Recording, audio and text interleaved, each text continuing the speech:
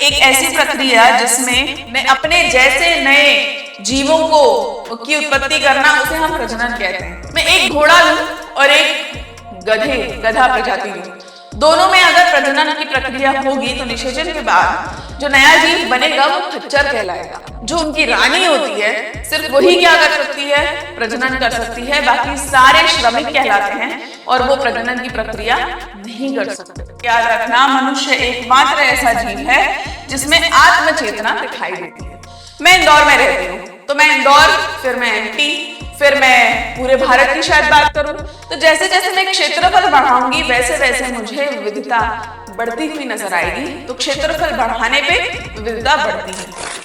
Good evening everyone, मेरा नाम doctor Shreya है। मैं बायोलॉजी सब्जेक्ट लेती हूँ इक्वेशन इंडिया में। हमारा जो बेटा बायोलॉजी रहता है वो दो विषयों में, दो भागों में विभाजित होता है, बॉटनी और जूलॉजी। आज मैं बॉटनी का 11वीं कक्षा का पहला टॉपिक जीव जगत शुरू करने वाली हूँ। ठीक है, ये जो टॉपिक है ये बेटा आपको पूरा जीव विज्ञान जब हम पढ़ते हैं, पूरा टॉपिक जब हम पढ़ते हैं, सब जगह आपको ये काम आएगा। तो प्लीज ध्यान से सुने, ठीक है, और मेरे साथ बने रहें।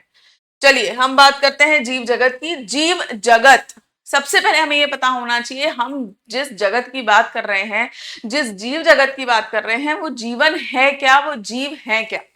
ठीक है, तो बेटा जीव में जीवन क्या होता है, हमारा पूरा विषय इसी पर आधारित है, तो प्लीज ध्यान से सुने। जब हम जीवन की बात करते हैं बेटा, जीवन जो है वो अणुओं से मिलकर बना है। अणुओं का एक ऐसा जटिल और अनोखा संगठन है जो अलग अलग रासायनिक प्रतिक्रियाओं के माध्यम से प्रकट होता है। मतलब हमारे शरीर के अंदर जो अलग अलग प्रक्रियाएं चलती हैं वो बाहरी रूप से दर्शाता है, जो बाहर जीवन के रूप में आता है। ठीक है ना, आगे बढ़ती हूँ बेटा। मतलब मैं एक शॉर्ट में बोल सकती हूँ कि ये कैसी प्रक्रिया है, जैव रासायनिक प्रक्रिया है। प्लीज याद रखें, कैसी प्रक्रिया है बेटा, ये जैव रासायनिक प्रक्रिया है।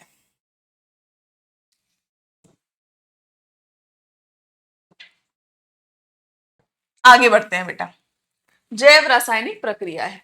जब भी मैं बोलूंगी कि ये कोई भी चीज है, ये जीवित है, कोई जीवित नहीं है, मैं कैसे बताऊंगी कोई चीज जीवित है या नहीं है। मुझे ये समझने के लिए कि जीवन क्या है और जीवित वस्तुओं का या व्यक्तियों का क्या विशेषताएं होती हैं, क्या लक्षण होता है, तो इसी के आधार पे हम कुछ लक्षणों की बात करेंगे जो जीवों की होती है। उसमें हम विकास, प्रजनन, कोशिकीय संगठन, चेतना और मेटाबॉलिज्म, इन सब की बात करेंगे, उपापचयी क्रियाएं। सबसे पहले हम बात करते हैं बेटा जीवों में वृद्धि। ठीक है ना, जब भी मैं वृद्धि की बात करती हूँ बेटा, वृद्धि में हम दो चीजें लेते हैं, एक होता है द्रव्यमान और दूसरा होता है कोशिकाओं की संख्या।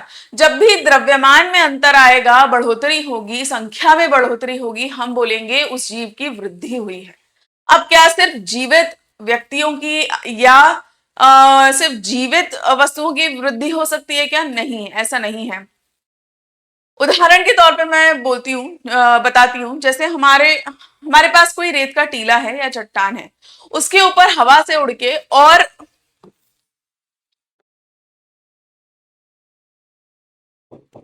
और रेत के पदार्थ आके इस पे क्या होते जाएंगे, बैठते जाएंगे। इसका टीला जो है वो बड़ा होता जाएगा, मतलब इसमें भी तो वृद्धि हो रही है। बाहरी तौर पे वृद्धि है, आंतरिक नहीं है, पर है तो सही। मतलब वृद्धि दोनों में देखी जाती है, जीवित में भी और निर्जीव में भी। बात याद रखनी है हमें, ठीक है। अब इंपॉर्टेंट एक चीज याद रखनी है, एक कोशिकीय जीव। एक कोशिकीय जीवों में एक चीज जो बहुत ज्यादा हमें याद रखने की है वो ये है कि इनमें कोशिका विभाजन की मैं बात कर लूं, इनमें मैं प्रजनन की बात कर लूं, या इनमें मैं वृद्धि की बात कर लूं, सब एक ही तरीके से होती है। कैसे? कोशिका विभाजन के द्वारा। मतलब अगर मैं एक कोशिकीय जीव, उदाहरण अमीबा की बात करूं, ठीक है, उदाहरण किसका ले रही हूं बेटा मैं? अमीबा। अगर उसे वृद्धि करनी होगी तो भी वो एक से दो कोशिका में टूटेगी, अगर उसे प्रजनन करना होगा तो भी वो एक से दो कोशिका में विभाजित होगा, और अगर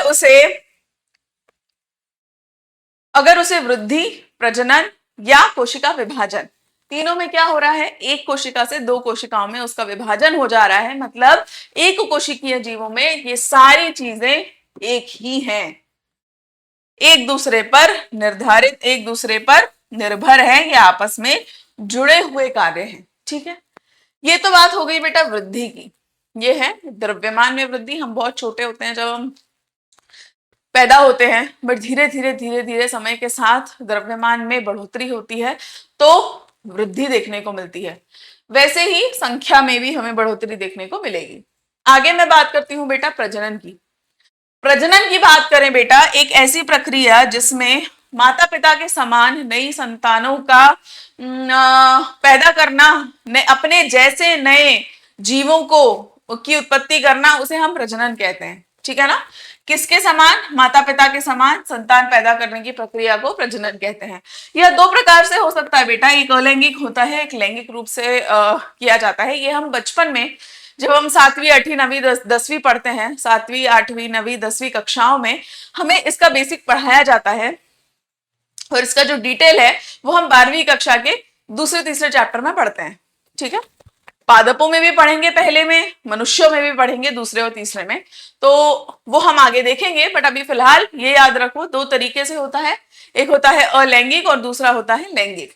आगे बात करो, एक कोशिकीय जीव जो मैं बात कर चुकी हूं, एक कोशिकीय जीवों में सब एक ही है। वृद्धि की बात करूं, प्रजनन की बात करूं या कोशिका विभाजन की बात करूं, कई जीव ऐसे हैं बेटा जो प्रजनन नहीं करते। उदाहरण के तौर पे मैं एक घोड़ा लूं और एक गधा प्रजाति लूं, दोनों में अगर प्रजनन की प्रक्रिया होगी तो निषेचन के बाद जो नया जीव बनेगा वो खच्चर कहलाएगा। ये जो खच्चर होता है ये प्रजनन नहीं कर सकता, मतलब अपने जैसे नए जीव नहीं बना सकता, इसलिए ये कैसा जीव है, ऐसे जो प्रजनन नहीं कर सकते। पर क्या मैं इन्हें निर्जीव कह सकती हूँ? क्या नहीं कह सकती, क्योंकि ये जीवित है। तो भाई प्रजनन होना ये किसी के जीवित होने या ना होने का प्रमाण नहीं हो सकता, ये याद रखो। ठीक है ना, उदाहरण के तौर पे खच्चर हो गए, श्रमिक मधुमक्खियां हो गई। अगर किसी को नहीं पता हो तो मेरी ओर ध्यान से सुनना कि हमारी जो मधुमक्खी का छत्ता सबने देखा होगा, मधुमक्खियां सबने देखी होगी। उनका जो छत्ता होता है बेटा, वो छत्ते में जितनी सारी मधुमक्खियां रहती है उसमें से सिर्फ एक मधुमक्खी जो उनकी रानी होती है, सिर्फ वही क्या कर सकती है, प्रजनन कर सकती है। बाकी सारे श्रमिक कहलाते हैं और वो प्रजनन की प्रक्रिया नहीं कर सकते। ठीक है, बांझ मानव जोड़े किसी भी कारणवश अगर मनुष्य भी नहीं कर पाता प्रजनन, पर ये तो नहीं बोल सकते ना हम कि वो जीवित नहीं है। ठीक है, तो जीवन होने का प्रमाण, जीवित होने का प्रमाण प्रजनन नहीं हो सकता। ठीक है, आगे बढ़ते हैं बेटा, उपापचयी क्रियाएं। हमारा जो शरीर चल रहा है, हम जो भी खाते हैं, बड़े बड़े जटिल हम खाने को अपने अंदर लेते हैं जो कि टूट टूट के सिंपल बन जाता है और हमारी कोशिकाएं उसको अंदर ले लेती हैं। ये जो क्रियाएं होती हैं, जो रासायनिक क्रियाएं, किसी भी चीज का बनना और घटना या टूटना जो होता है उसे हम उपापचयी क्रियाएं कहते हैं। ठीक है ना, उपापचयी क्रियाएं जो है वो किसी भी जीव में बहुत जरूरी चीज है, इंपॉर्टेंट चीज है। अगर इनमें कुछ भी बिगड़ता है तो कुछ ना कुछ दिक्कत आती है। ठीक है ना, तो जीवित प्रणाली के अंदर होने वाली सभी जैव रासायनिक प्रतिक्रियाओं को हम उपापचयी क्रियाएं बोलते हैं। ठीक है ना, ये प्रयोगशाला में भी की जा सकती है, पर प्रयोगशाला में की गई जो प्रक्रियाएं हैं वो जीवित नहीं हो सकती। ठीक है ना, वो अलग है। 3 प्रकार होते हैं बेटा, एनाबॉलिज्म मतलब छोटी चीजों से बड़ा बनना, रचनात्मक, कैटाबॉलिज्म विनाशकारी, बड़े का छोटे में टूटना, और एम्फीबॉलिज्म। ठीक है, एनाबॉलिज्म रचनात्मक है, कैटाबॉलिज्म विनाशकारी है। आगे बढ़े, चेतना, कॉन्शियसनेस जिसे हम कहते हैं, हम सब में चेतना होती है, सभी जानवरों में होती है, सभी मनुष्यों में होती है, सभी जीवों में होती है। तो चेतना की मैं बात करूं तो अपने आसपास, अपने पर्यावरण में क्या हो रहा है, क्या है, छोटे जीवों के लिए उनका खाने का पता, उनका खाना कहाँ मिलेगा, वो उनके नाक, उनकी कान, इससे क्या कर सकते हैं, समझ जाते हैं। तो ये क्या है, ये उनकी चेतना है। हमारी अपनी चेतना है, हमारे शरीर में क्या हो रहा है, क्या नहीं हो रहा है, हमें क्या करना है, ये सारी हमारी चेतना है। पर्यावरण के हिसाब से हमें पता होता है और हम भापते हैं। ये जो प्रक्रिया होती है बेटा, इसे चेतना कहा जाता है। और मनुष्यों में इंपॉर्टेंट याद रखना, मनुष्य एकमात्र ऐसा जीव है जिसमें आत्म चेतना दिखाई देती है, ठीक है ना। तो जीवों को जीवन की, पर्यावरण को महसूस करने की और उद्दीपनों के प्रति प्रतिक्रिया करने की क्षमता को चेतना कहा जाता है, याद रखें। तो ये टेबल हम देख लेते हैं। अगर मैं बात करूं विकास की, प्रजनन की, मेटाबॉलिज्म की, कोशिकीय संगठन की और चेतना की, तो ध्यान देना बेटा, जो ये तीनों हैं, जिसमें मेटाबॉलिज्म आएगा, जिसमें कोशिकीय संगठन आएगा, जिसमें चेतना आएगी, सिर्फ यही तीन जो विशेषताएं हैं, यही तीन विशेषताएं किसी भी जीवित व्यक्ति को परिभाषित कर सकती है, बाकी ऊपर वाली नहीं कर सकती, ठीक है। चलो आगे बढ़ते हैं बेटा। अब बात करते हैं विविधता की। विविधता क्या होती है? स्पेसिफिकली हमें बात करना है बेटा जैव विविधता की। तो जीवन में विविधता, जब भी मैं जैव विविधता की बात करूंगी बेटा, मैं पूरे पृथ्वी की बात करूं, उदाहरण, बहुत अलग अलग प्रकार के जीव हैं, छोटे से बड़े, सूक्ष्म जीवों से लेके हम जैसे बड़े या हमसे भी बड़े जीव जो हमें दिखाई देते हैं, वो विविधता है। पादपों में विविधता दिखाई देती है। तो भाई सभी प्रकार के जीवन के रूपों में भिन्नता और विविधता जो दिखाई देती है वो जैव विविधता कहलाती है, ठीक है। जैसे जैसे क्षेत्र बढ़ेगा वैसे वैसे विविधता हमें बढ़ती हुई दिखाई देगी। उदाहरण के तौर पे मैं बात करूं, मैं इंदौर में रहती हूं, तो मैं इंदौर, फिर मैं एमपी, फिर मैं पूरे भारत की शायद बात करूं, तो जैसे जैसे मैं क्षेत्रफल बढ़ाऊंगी वैसे वैसे मुझे विविधता बढ़ती हुई नजर आएगी। तो क्षेत्रफल बढ़ाने पे विविधता बढ़ती है, ठीक है, याद रखना। एक और चीज, ऐसा जरूरी नहीं है कि नई जगहों पर ही नई प्रजातियां मिलेंगी, ठीक है, ऐसा बिल्कुल जरूरी नहीं होता।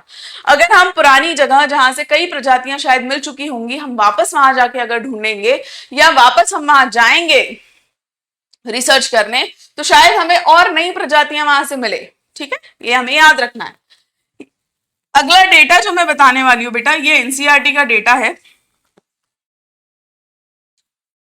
तो हमें याद रखना है 1.7 से 1.8 मिलियन प्रजातियों की ज्ञात संख्या है, ठीक है। अब बात करना है बेटा हमें वैज्ञानिक नामों की, नामकरण। नामकरण क्या होता है? कोई भी जीव जब हमें मिलता है, नया जीव, वो जीव को पूरी दुनिया में किसी एक नाम से पहचाना जाता है। वो जो प्रक्रिया होती है उसे हम नामकरण की प्रक्रिया कहते हैं, ठीक है, नामकरण की प्रक्रिया। ये नामकरण की प्रक्रिया का जो काम है बेटा, ये कुछ कुछ संस्थाओं को दिया गया है, ठीक है। जैसे उदाहरण के तौर पे मैं बात करूं, ICBN, ICZN, botanical nomenclature, international code for botanical nomenclature ICBN, और international code of zoological nomenclature ICZN। जितने भी हमारे पादप हैं, पेड़ पौधे हैं, उनको नामकरण का जो उनको नाम देने के लिए जो संस्था बनी हुई है वो ICBN है। और जितने भी जीव हैं, ठीक है, उन्हें जो नामकरण देती है, नाम देती है, वो संस्था ICZN है, ठीक। ये नाम जो पूरी दुनिया में पहचाना जाता है, ऐसे ऐसे नामों को हम वैज्ञानिक नाम कहते हैं। बेटा क्या होता है ना, क्षेत्रों के हिसाब से बोली बदल जाती है, ठीक है, भाषा बदल जाती है, शहरों की, गांवों की, दूसरे देशों की, सब दूर की भाषाएं अलग है। अगर किसी को किसी एक जीव के ऊपर रिसर्च करनी हो और वो मैं मेरी बोली में बोलूं, सामने वाले को समझ ही नहीं आएगा कि ये क्या बोल रही है। तो समझने के लिए वैज्ञानिकों ने एक नाम निर्धारित कर दिए हैं कि दुनिया भर में किसी को भी अगर रिसर्च करना हो तो वो एक ही नाम का प्रयोग किया जाएगा। वो जो नाम होता है बेटा, उसे हम वैज्ञानिक नाम कहते हैं, ठीक है ना। हर जीव का केवल एक ही नाम हो दुनिया भर में, ऐसे नाम को हम वैज्ञानिक नाम कहते हैं। आगे बात करती हूं बेटा द्विपद नामकरण, बाइनोमियल नॉमेनक्लेचर। बात करें ये होता क्या है, किसने दिया है। हम बेटा हमारा पूरा जो विषय है उसमें तुम पूरी किताब में देखना, सिर्फ और सिर्फ बाइनोमियल नॉमेनक्लेचर, द्विनाम प्रणाली जो है उसी का इस्तेमाल किया जाता है, सबसे ज्यादा इस्तेमाल इसी का किया जाता है, ठीक है। हमारी किताब में जितने वैज्ञानिक नाम दिए हुए हैं वो सब इसी प्रणाली के अनुसार दिए हुए हैं, ठीक है, ध्यान दो किसने दी है बेटा, बहुत इंपॉर्टेंट है, कैरोलस लीनियस, आप याद रखना है क्योंकि इन्होंने बहुत चीजें करी है। तो हम अलग अलग जगहों पर, अलग अलग स्थानों पर इनका नाम लेंगे। Carolus Linnaeus. हम द्विनाम पद्धति की कुछ नियम होते हैं, नाम ऐसे ही नहीं दे दिया जाता, कुछ नियम है जिनका पालन करना पड़ता है और वो नियमों के अनुसार किसी भी जीव को नाम दिया जाता है। हम बात करते हैं वो क्या, वो किस तरीके के नियम है। पहला, वैज्ञानिक नाम आमतौर पर लैटिन भाषा के होते हैं और इटैलिक में तिरछे अक्षरों में लिखे जाते हैं। अब बेटा दुनिया भर में कहीं भी, कहीं से भी वो जीव मिला हो, पर अगर मुझे उसका नाम उठाना है तो मैं कौन सी भाषा से लूंगी, मैं लैटिन से ही लूंगी। ठीक है, हम लैटिन भाषा से उस जीव का नाम देंगे और किसी भाषा में नहीं लिया जाता। और अगर हम लिख रहे हैं उसको तो इटैलिक फॉन्ट होता है एक, हम कंप्यूटर जो लोग चलाते होंगे उनको पता होगा, इटैलिक ऐसे तिरछा तिरछा लिखा होता है, तो वो तिरछा तिरछा लिखने को इटैलिक कहते हैं और ये इटैलिक फॉन्ट में ही इसको लिखा जाता है। दूसरा, वैज्ञानिक नाम का पहला शब्द वंश जीनस को बताता है और दूसरा जो है वो स्पीशीज या जाति को बताता है। ठीक है, याद रखो, अगर मैं उसको हाथ से लिख रही हूं तो मैं उसको अलग अलग रेखांकित करूंगी और अगर प्रिंट कर रही हूं तो मैं उसको इटैलिक में करूंगी। ये तो बात हो गई है। आखिरी बेटा उदाहरण, चलो उदाहरण पहले ले लेते हैं फिर बताती हूं। मैं उदाहरण ले रही हूं मैंजीफेरा इंडिका का। ठीक है, ये आम का वैज्ञानिक नाम है। ठीक है, इसमें से अगर मैं पहला शब्द बात करूं तो वो वंश का नाम है और दूसरा शब्द जो है वो जाति का नाम है। ठीक है, अब मैं ये कहना चाह रही हूं, अगर मैं इसको हाथ से लिख रही हूं, हाथ से लिखते समय हम इन दोनों शब्दों को अलग अलग रेखांकित करते हैं। ठीक है, और अगर इसको प्रिंट किया जाता है, छापा जाता है, तो वो इटैलिक फॉन्ट में छापा जाता है, ये हमें याद रखना है। ठीक है, ये चौथा हो गया।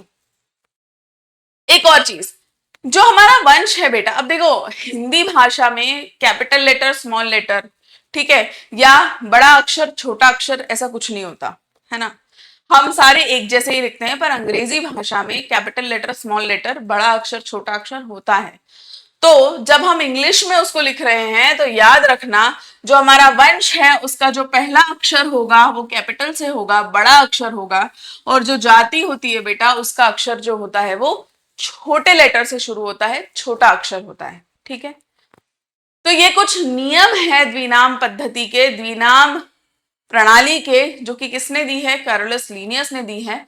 जितने भी नाम होते हैं बायोलॉजी में, हम जितने भी पढ़ते हैं जीव विज्ञान में, वो सब इसी प्रणाली से अधिकतर दिए जाते हैं। ठीक है, चलिए तो आज हम यहीं पे वाइंड अप करेंगे, अगली बार मैं और अच्छे टॉपिक के साथ आप लोगों से मिलूंगी। Thank you.